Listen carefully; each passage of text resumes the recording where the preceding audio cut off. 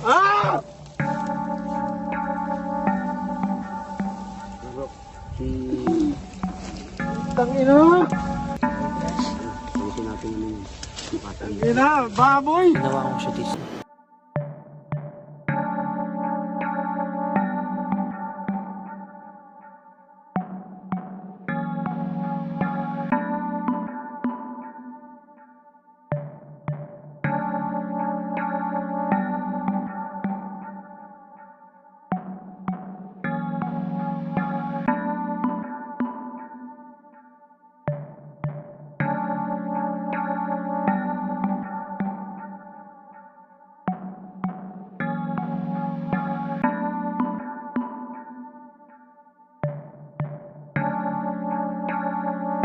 Nakalibing sa isang mababaw na hukay sa Imus, Cavite ang biktimang si John Matthew sa lilig ng makita nga ng mga pulis bago mag-alas 12 kanina.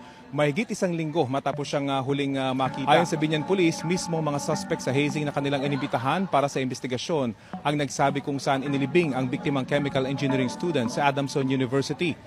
Welcoming rites daw ang sinagawa kay John Matthew ng mga membro ng Adamson University Tau Gamma Phi Chapter dahil membro na siya ng Zamboanga Chapter kung saan siya taga-roon. Sa amin kasi hindi sana baka naagapan pa yung kapatid namin. Yun po talaga. Sana naagapan kasi kung dinala nila, kung ayaw nilang tumanggap ng responsibility o hindi iniwan na lang nila doon and then let it be. Yung hospital ang kumontak sa amin kung nag-revive, kung na ano, di ba? Kami nang tinawagan. So, kahit pa paano sana medyo lesser pa yung sakit or hindi pa naging ganito yung sitwasyon. Isa pang kapatid na si John.